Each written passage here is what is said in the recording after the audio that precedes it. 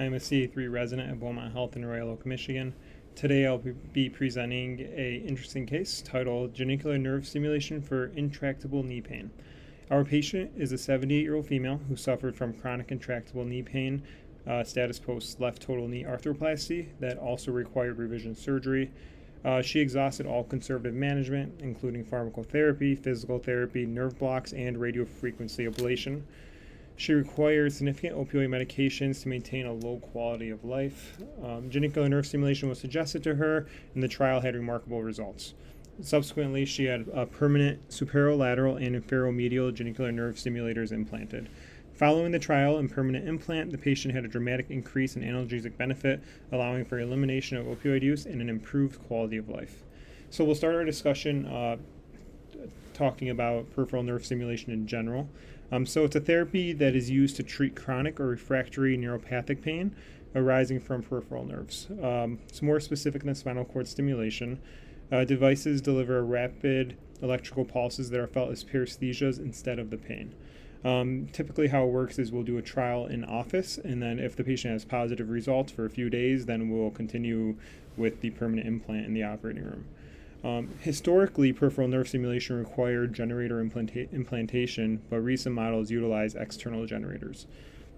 So with peripheral nerve stimulation, there are many different targets. Basically, any peripheral nerve in the body can be targeted. Some of the more common pathologies that are targeted with peripheral nerve stimulation include occipital neuralgia, facial pain, upper extremity pain, torso pain, pelvic pain, and then, like our patient, lower extremity pain. And there's many different nerves in each of those subsections that can be targeted. In the middle of the poster, you can see a graphic showing the neural anatomy of the knee joint. So the genicular nerve actually arises from two different nerves. The common peroneal nerve gives rise to the superior lateral and inferior lateral genicular nerves, and then the tibial nerve gives rise to the superior and inferior medial genicular nerves.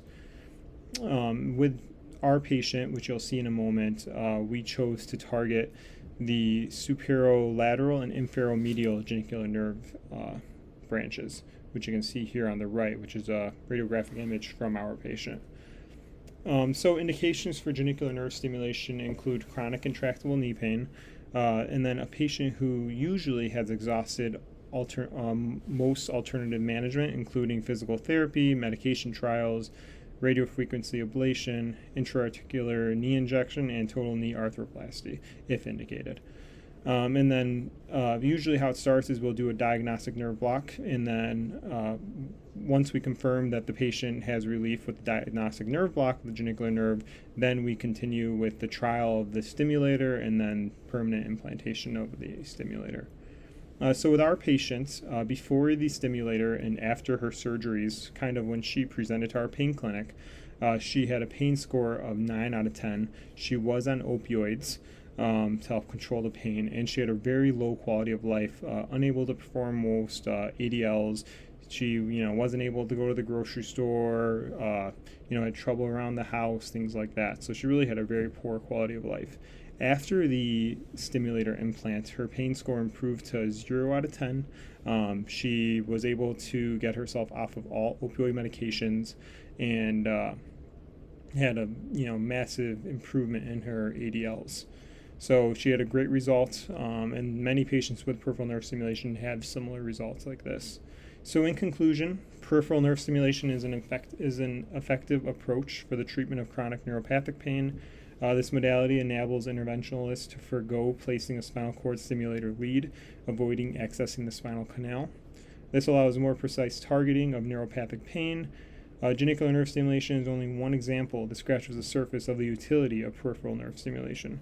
The treatment of chronic pain is an ever-changing landscape, and we anticipate this new modality to be a mainstay in the future treatment of chronic pain. Thank you.